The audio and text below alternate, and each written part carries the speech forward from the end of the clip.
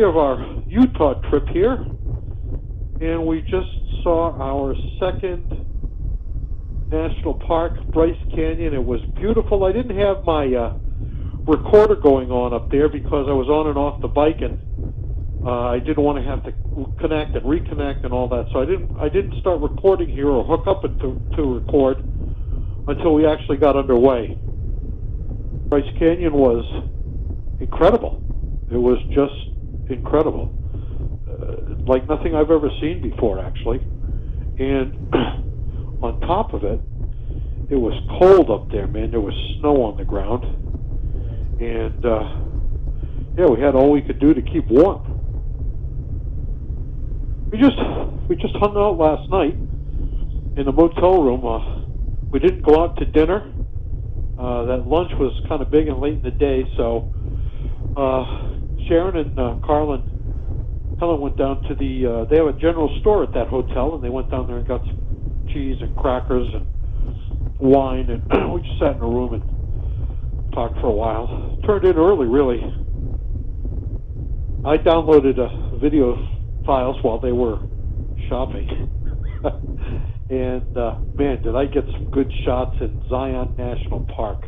Oh my goodness, that place is unbelievable. So I can't wait to get home and start cutting this stuff up. As I said, it was cold this morning. It's still cold. We're just bumping 60 degrees, and it's warmed up. This morning, even in that bright sunshine we had, I'll tell you, it was, well, we started out and it was a high 30s. And then by the time we left, it was about 45 degrees. And as I said, it's warmed up a little bit now. We're bumping the 60-degree mark, but it's cold. Now, the nice thing is we have heated grips on this bike, and we both have heated seats. Plus, I've got the toe warmers with the little flap there. And believe it or not, that makes a difference. Look at that cloud right up there in front of us. Looks like a scooter, doesn't it? Like one of those push scooters, the handles. That's just me, whatever. I can't help but look at the clouds, man. See things in them all the time. This has been a great road, guys. Beautiful scenery, pine trees, just a great curvy road. We are on Route 12, by the way. I don't know if I told you that. And we are headed for Hanksville. That's where we expect to end up tonight. We'd like to stop at Escalante, excuse me, Escalante on the way. And we'll stop at Hanksville, and we want to do Coral Reef also. So, well, we'll see what the day has in store for us and take it as it comes. That's all you can do, right? Right now we're having a great time, even though it's a little chilly, riding this great road in southern Utah. And for now, I'm just going to say, over and out. But look what we have here, folks. Just like yesterday, you're riding along, it's beautiful, and then, boop, there you go. We have to keep our eye on that. So I just remembered this, but Carl and I had a strange experience yesterday. When we were at the McDonald's, we stopped at a McDonald's to use the bathroom, grab a quick drink, and this guy came up to us in the bathroom, and he says, "So you guys are on motorcycles, huh?" Obviously. And he said, "Where you headed?" I said, "Well, we're headed up to Zion." Oh, he says, "Man, I was up there." He said, "I had to get out of there." So the obvious question is, why? Look at this, huh? This road goes on forever, man.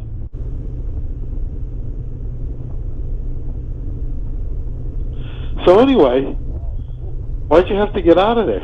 Because, you know, I started driving on that road, and you can see right over the edge, he says, and I had this irresistible urge to just jerk the wheel and go over the edge of the cliff.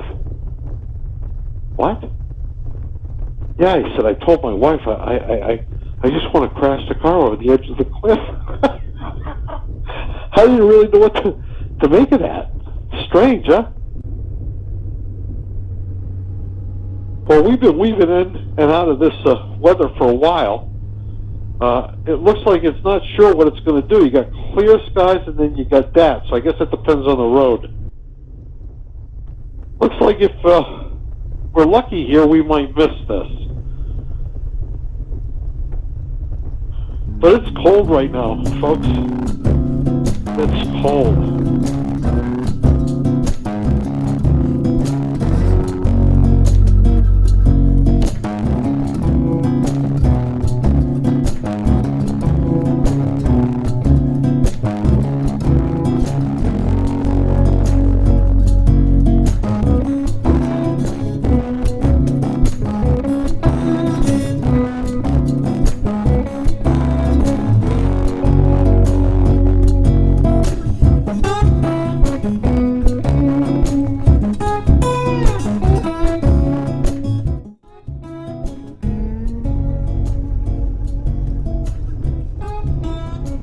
There was no avoiding it, I guess. Sooner or later we had to run into some of this, but I didn't expect it to be sleet, which is what we've got here right now. Plus it's cold enough that the wind chill is kind of making that stuff on the windshield firm up a little bit more than what's to my liking. So, well, no more sleet. Turned mostly to rain, and it looks like it's going to be clear up ahead there. So let's hope that's a view of things to come. I can even see blue sky over there. So I'll keep my fingers crossed. So we're cold, and this weather keeps playing with us. On and off, rain, sleet every now and then, and we're hungry. We want to pull over somewhere and warm up. Unfortunately, there's not a lot out here. Let me take that back. There's nothing out here. So we're just going to have to ride until something shows up, and hopefully it's decent. That's it for right now. Over and out.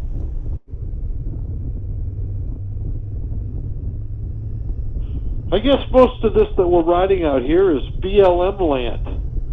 You pretty much just pull over and camp anywhere you want to out here, which is kind of cool, but it looks like the surface of the moon. And like I was saying before, there is nothing out here, you know? But it's pretty in its own way, and we've gotten a reprieve from the rain. It's even warmed up a little bit. You know, we're up close to 50 degrees now. Maybe it's because the sun is out, but we're enjoying this ride. It's still a beautiful road. Anyway, I'll check in when I got something else.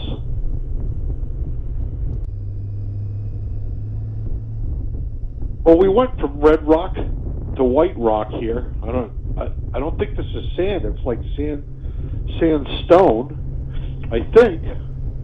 I don't really know. The geology out here escapes me. But the road is beautiful, absolutely beautiful. It's warmed up a little bit. It's tolerable right now. And there's supposed to be a little town kind of coming up. Hopefully we can get some lunch there. We're pretty hungry. And we can go and warm up a little bit, relax. My hands are cold, and my butt's cold too, so let me take care of this, which is nice to have. Never had that before. And Sharon's got control of Sharon's got control of her own seat heat in the back, which is also nice. Tell you what, I'm glad I'm doing these videos because I've gotten so much pleasure out of going back and looking at last year's trip.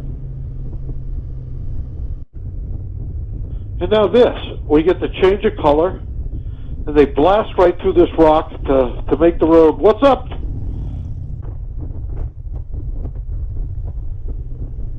And it just keeps getting more and more incredible. I wish it was warmer, because it makes it just on the verge of being unpleasant. But I tell you what, the scenery here more than makes up for it, to being a little bit uncomfortable. We are blessed to be able to do this.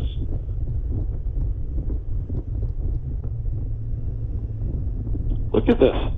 I just shut the camera off. I got to turn it right back on again because all of a sudden I'm into this.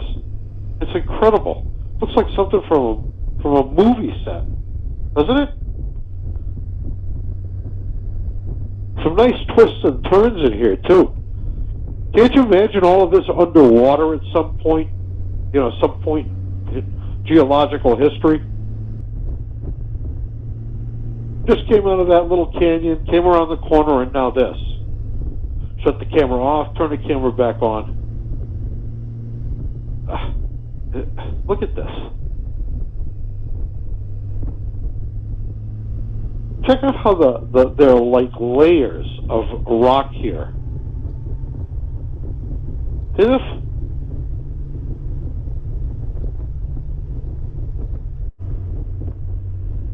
Well, I guess the clouds have come right down to beat us on the road here.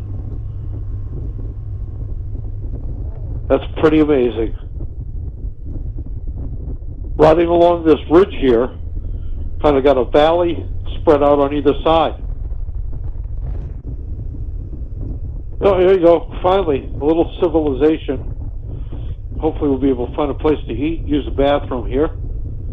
This kind of looks like farmland down there. I don't know what you would farm out here, but that's what that kind of looks like, a little farm.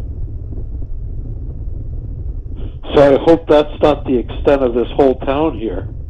You know, that we got a farm and that's it. Won't do us much good with it. There's a street sign. Gotta be something around here, I guess. Well, folks, from this point on day 3, I have no recorded audio.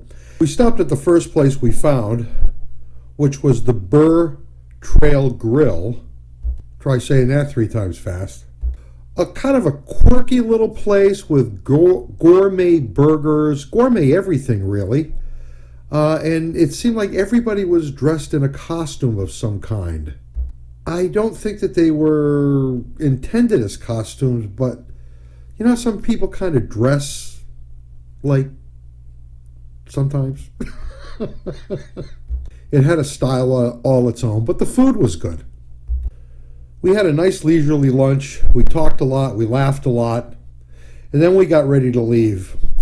I was the first one out the door. And as I came out the door, a guy who was coming in saw me with my helmet. And he said, "Where are you headed?"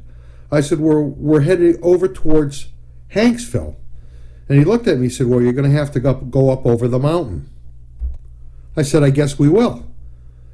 He said, "Well, you're in for it." "What do you mean we're in for it?" He said, "There's a storm coming through." As he left, he looked at me one more time and he said, "Good luck." And literally, that moment, the wind started to blow from the direction that we were headed. When I say blow, I mean blow. This wind came in so fast and so hard, I thought it was going to tip the Goldwings over on the other side of the parking lot. I couldn't get over there fast enough. I couldn't even put my helmet on the seat because it would have blown right off. That's how hard the wind was blowing. I'm not exaggerating.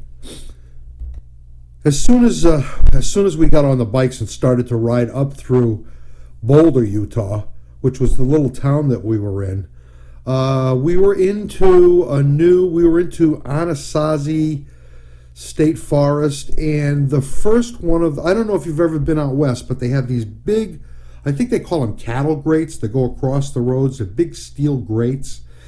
And when you go across one of those, you know it anyway. But when I went across the first one, I knew we were going to have a problem because the back end of my bike stepped right out and I wasn't even on the throttle really. So I knew the road was going to be slick. What I didn't know was that we were going to climb the mountain that the guy had told me about, and that we would summit at about 9,600 feet. It wasn't long after we started the climb that we started to see the snowflakes. Just little flurries, and it had already sleeted that day, so we really didn't think much about it, I don't think. I can say that it wasn't a welcome sight. Carl and I and the girls were talking back and forth, and we didn't have a choice but to to move on. There wasn't anything behind us. We needed accommodations for the night, and they were on the other side of the mountain. As we climbed the mountain, the temperature began to drop, and I mean really drop. The snow intensified, and it was collecting on the road, and that just slowed us down even more, and it was freezing. I monitored the temperature. It got as low as 34 degrees. I was hoping the whole time that the ground temperature was warmer than the air temperature and that it would keep the road from freezing over. Sharon was a trooper on the back. I know she was worried. We were all worried, honestly. And I'm going to bring her in at this point so she can give some of her impressions as a passenger. Welcome, Sharon. I wanted to have your take on what went on that day after we went, well, actually, once we walked out of the restaurant. Yeah, well, the weather was totally so different from when we walked in to when we were walking out. And yeah, when that wind kicked up and the all the dirt and everything went like into our helmets, we couldn't get them on fast enough. And at that moment, I was so thankful I had a full face helmet, because I don't know what people would have done if they, I know, really, if you were getting blasted with that kind of... Oh my God, it was terrible. And then I'm thinking, and then when that guy ever said that, I heard him, I was like, I started praying to my Father. And I had no idea what we were in for. I just knew I don't like wind anyway on a motorcycle. Yeah. So here it is, like wind like that, and then we're getting on. And it was blowing. Oh my God, it was. So as we climbed the mountain, it was cold. It was cold all day pretty much. We had gone through sleet earlier in the day. Yeah. Sleet and rain. We went through a lot of kind of crazy. Yeah. So now once the snowflakes started to appear, what went through your mind on the back of that Goldwing? Yeah, I was so thankful that you were driving that bike. If I had been on my own, I would have been crying and like, I don't even know, because I know we couldn't stop. I know we had to keep going, and it was terrifying. I in fact, that really, I know, it's that kind of made me think I don't want to ever do, like, drive. You never want to go on a motorcycle in a mountain, like again. in an area where the weather can like be, 90 degrees one day and then 34 on a mountain with like squalls and can't even see and not knowing if you're going to go over the edge. Personally, but since then, I'll go on, rides with you, but not like that. Not like week long, whatever. No, a week long, but I don't think I'll ever be able to go somewhere where the weather can change like that. That to me, I'm sorry, I'm not going to risk my life. I like vacations and I love riding, but I'm not going to risk it. I felt like my life, or our lives. Oh my God. Even Carl and Helen.